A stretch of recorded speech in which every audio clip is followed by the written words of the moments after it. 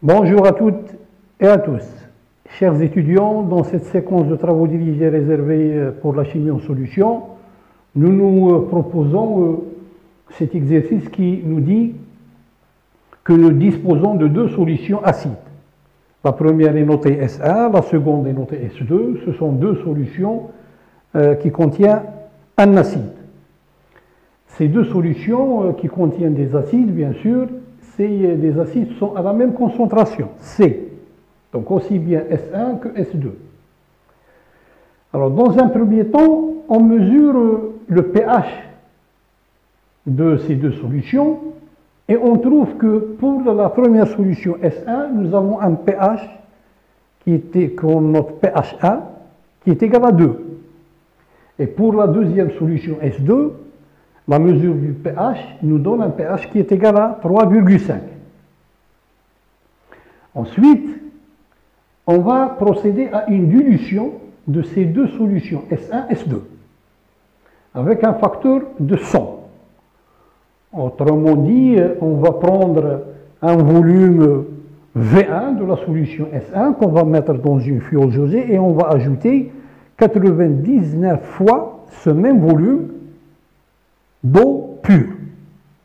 Alors cette opération, c'est une dilution, et donc une dilution avec un facteur de 100 a pour conséquence la variation de la concentration qui se trouve divisée par 100. Alors on reprend la mesure du pH de ces deux nouvelles solutions qui sont obtenues suite à la dilution de S1 et à S2. La solution qui dérive de la solution S1, quand on a mesuré de nouveau son pH, c'est-à-dire le pH de la solution diluée, on a trouvé un pH qui est égal à 4. Alors que pour la solution diluée de S2, on a trouvé un pH qui est égal à 4,5.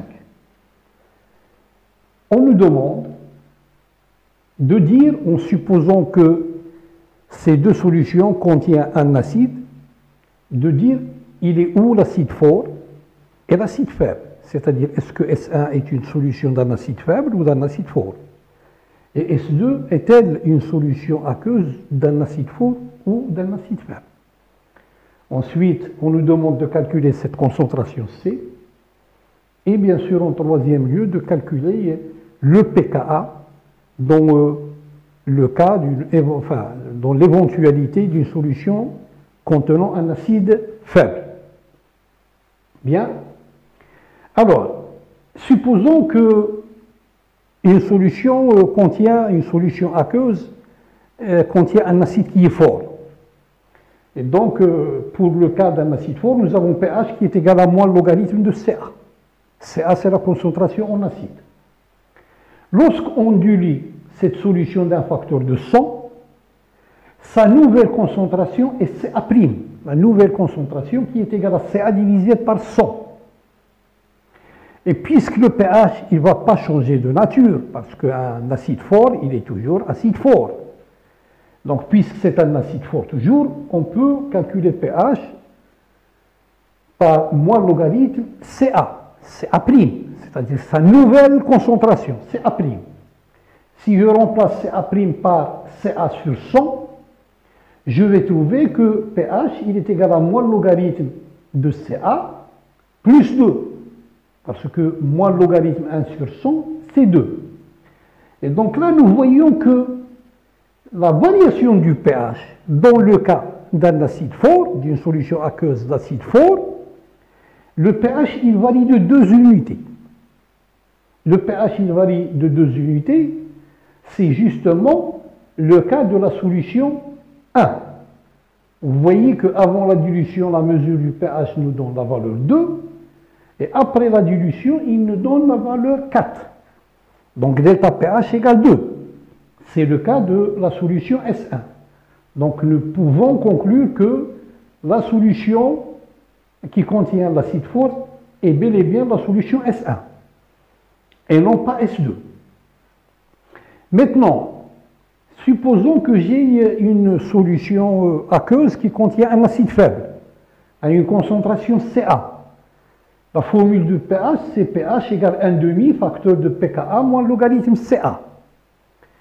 Si je dilue cette solution d'un facteur de 100, sa nouvelle concentration est Ca' égale Ca sur 100. Et l'acide, suite à la dilution, l'acide ne va pas changer de nature. Il est toujours acide faible.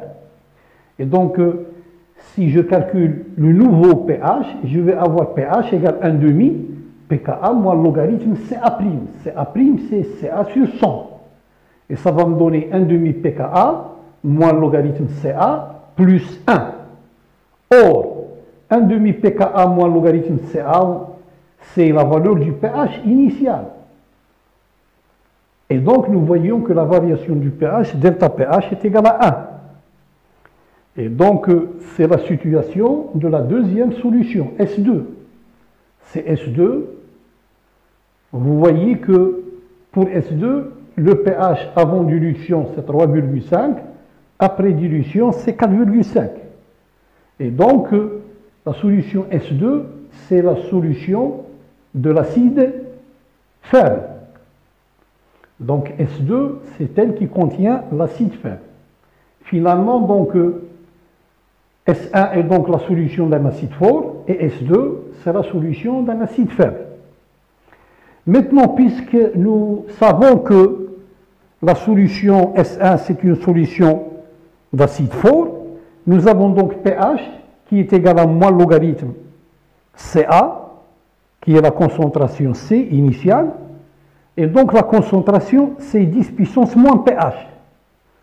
Donc la première mesure nous a donné pH égal à 2, donc ça correspond à une concentration C qui est égale à 10 puissance moins 2 mol par litre.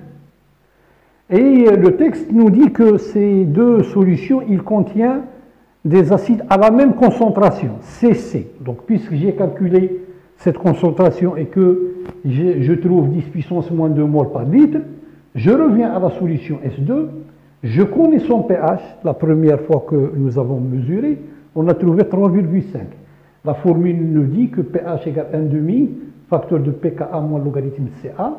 Je connais la valeur du pH, je connais Ca, je peux donc bel et bien calculer le pKa. pKa est égal à 2 fois pH plus logarithme Ca. Et on trouve donc 5. On nous demande de calculer dans cet exercice le pH d'une solution de chlorure d'ammonium. Le chlorure d'ammonium, NH4Cl, a une concentration de 0,1 mol par litre. Et on nous donne le pKa. Le pKa du couple NH4 plus NH3 est égal à 9,2.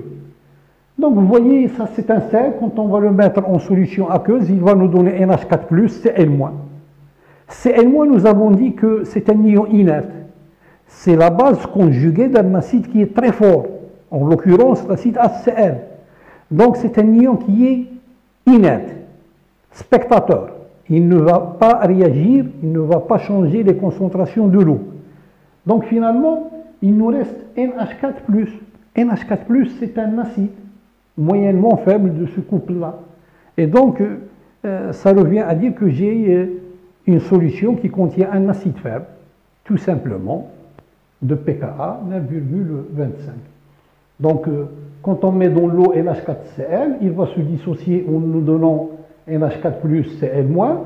Cl-, il est inerte, c'est la base conjuguée d'un acide très fort, qui est HCl. Donc, lui, il est très très faible, il est inerte. NH4+, c'est un acide faible. C'est l'acide conjugué de NH3, qui est une base moyennement faible. Et donc, puisqu'il s'agit d'un acide faible, j'ai pH égale 1,5 pKa moins logarithme Ca. Et donc, puisque je connais pKa, c'est 9,25. Je connais la concentration, c'est 0,1 mol par litre. Donc, je trouve un pH qui est égal à 5,12.